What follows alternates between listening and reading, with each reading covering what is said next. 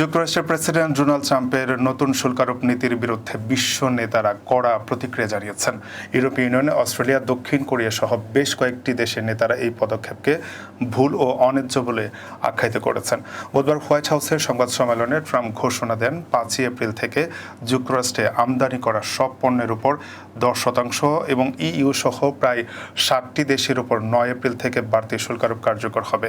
ইতালির প্রধানমন্ত্রী Giorgia Meloni বলেছেন, ইইউর উপর শুল্ক আরোপ কোনো পক্ষের জন্যই উপযুক্ত হবে না। অস্ট্রেলিয়ার প্রধানমন্ত্রী অ্যান্থনি অ্যালবানিজ একে অন্যায্য আখ্যা দিয়ে বলেন, এর জন্য সবচেয়ে বড় মূল্য দিতে হবে যুক্তরাষ্ট্রের জনগণকে।